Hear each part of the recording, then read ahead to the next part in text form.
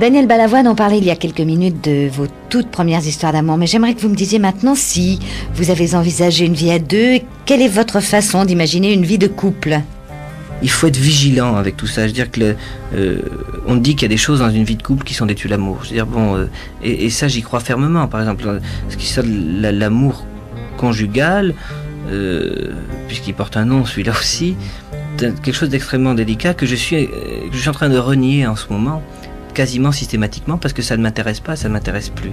Je veux dire que il y a un paradoxe dans l'amour avec les adjectifs qu'on lui colle, c'est qu'on nous apprend que c'est le sentiment le plus merveilleux, et dans notre éducation, c'est celui qu'on nous apprend à dispenser le moins. C'est assez étonnant. Ça veut dire que on nous apprend dès le départ qu'on ne peut aimer qu'une femme dans sa vie. Et moi, je ne crois pas que ce soit possible. Et je crois que on peut en aimer une plus que les autres. Je ne crois pas qu'une femme puisse réunir toutes les qualités pour un homme de la même manière qu'un homme ne peut pas réunir toutes les qualités pour une femme. On s'arrange avec, on fait des concessions, ce qui peut être déjà le début d'une fin.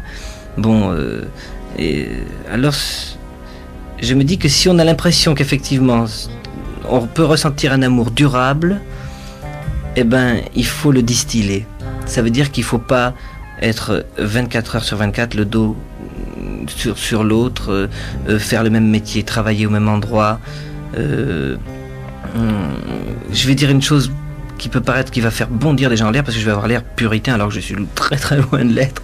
Vraiment, je veux dire, ne pas faire sa toilette ensemble. J'ai discuté l'autre jour avec une fille en lui disant, la première fois qu'on s'est vu, on s'est vu dans un hôtel, non pas pour se cacher ni quoi que ce soit, parce que la circonstance était telle qu'on s'est vu dans un hôtel. Et si je me souviens bien, on a fait l'amour ensemble, et lorsqu'on a terminé, je suis resté pudiquement dans le lit, parce que c'est toujours comme ça la première fois, et tu es parti dans la salle de bain, tu es revenu te mettre au lit, je suis parti dans la salle de bain. On n'est pas allé dans la salle de bain ensemble.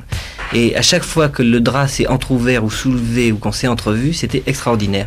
Et je crois que ce sont des choses qu'il faut garder. Et je trouve que c'est pas... Alors les gens disent qu'au contraire, c'est la nature. Je respecte tout à fait les idées des autres à ce niveau-là. Pour vous, c'est comme ça. Mais je dis que pour moi, c'est comme ça. Je m'aperçois que on s'habitue à voir le corps d'une femme et que c'est pas logique. C'est pas normal. Je veux dire qu'on doit le voir toujours avec la même sensation. On peut pas, ça n'existe pas. Je veux pas faire de l'idéalisme ou de l'utopie, mais je dis comme justement, on sait que ça a une fin. Moi, je pense que ça a une fin, systématiquement. En tout cas, cette grande passion du début s'éteint à un moment donné, obligatoirement.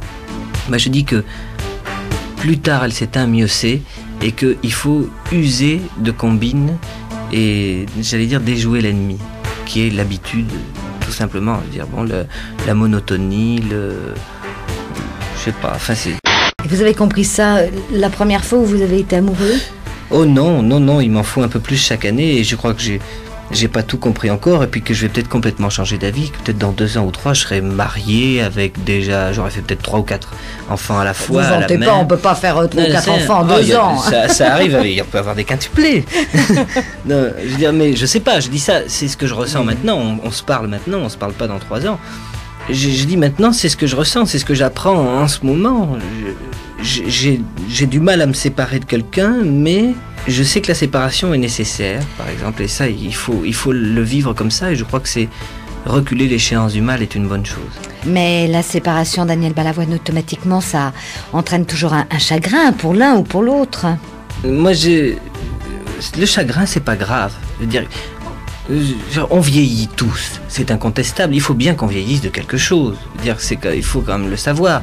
On vieillit de trop manger, de pas assez manger, de trop courir, de pas assez courir, de trop aimer certaines périodes, de pas assez aimer à d'autres, de trop rigoler avec des copains à un moment, et de trop rester enfermé avec une femme à d'autres, de trop pleurer, de trop être triste, d'avoir pendant 20 ans aucun décès dans sa famille et tout d'un coup d'en cumuler 3 ou 4 dans une année. Il y a des gens sur qui ça leur tombe sur la tête dans une année, tout d'un coup, une femme perd son mari, un homme perd sa femme, un enfant perd son père, ou dans un accident de voiture, un enfant qui est avec son père et sa mère va perdre ses parents en une journée. C'est terrifiant, c'est de ça qu'on vieillit, c'est de tous ces chagrins-là.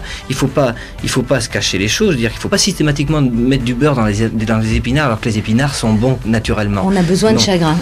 Je n'irai pas jusqu'à dire qu'on en a besoin, je dis que simplement que ça fait partie de la vie, de la même manière que l'amour, que manger, boire et dormir. Quitter quelqu'un fait sûrement mal à la personne qu'on quitte, je peux dire que ça fait beaucoup de mal à celui qui quitte aussi. Je veux dire, bon, celui qui s'en va, et c'est comme ça, mais à quelques très rares exceptions près, je crois que tous les gens s'en remettent. Ce qui prouve bien que ce qu'on nous apprend au départ est faux, c'est-à-dire qu'une femme nous quitte ou on quitte une femme, et cette femme tombera fatalement amoureuse d'un autre homme un jour, et l'homme, pareil, tombera amoureux d'une autre femme. Enfin, je crois qu'il n'y a personne qui puisse quasiment dire le contraire, parce que c'est le cas de tout le monde. On se remet de ça, ce qui est quand même extrêmement significatif. Daniel Balavoine, est-ce que dans l'amour comme dans l'amitié, la fidélité est pour vous une chose importante? Écoutez, la fidélité, c'est simple. Évidemment, c'est derrière ça que se rabattent tous les hommes, il paraît. J'en sais rien. Je sais que la fidélité en amitié ou en amour, quelle qu'elle soit, c'est être là au bon moment. Ça veut dire que moi, s'il y a une femme que j'aime autant qu'elle me soit fidèle quand je ne suis pas là. Tout ce que je demande, si elle ne l'est pas quand je ne suis pas là, c'est de ne pas le savoir. Ça ne m'intéresse pas. Je ne me considère pas comme propriétaire de la personne qui est avec moi. Donc elle fait ce qu'elle veut. Il est évident que à l'intérieur de soi, toujours de par l'éducation et par la nature, j'aimerais autant ne pas partager, à vrai dire. Mais je demande simplement une chose, c'est de ne pas le savoir. Ce que je veux simplement, c'est que quand je suis là, que la personne soit là aussi.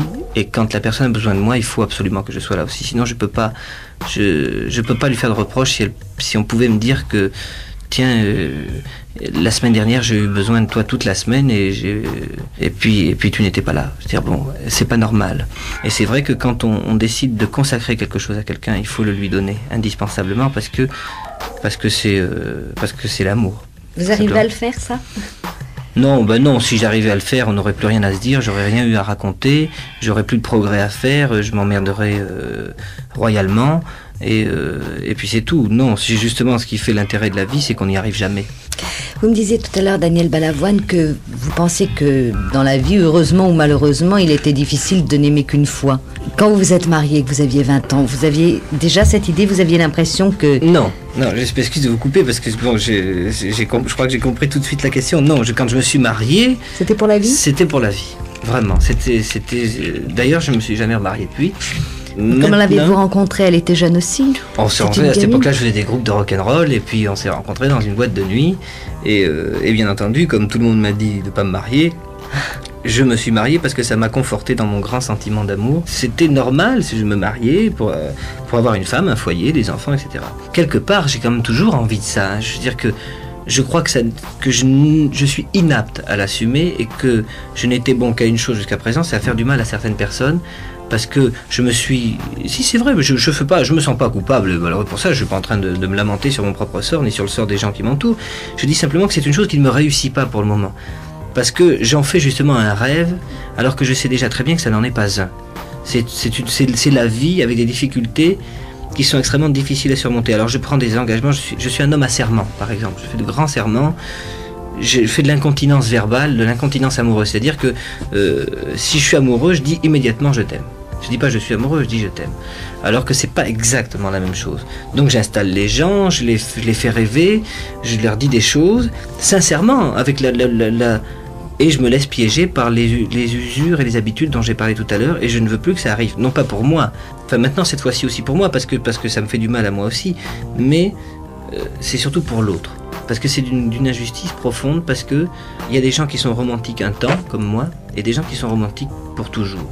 Ça ne se mélange pas. Je crois que là par contre ce sont deux races de gens qui ne se mélangent pas.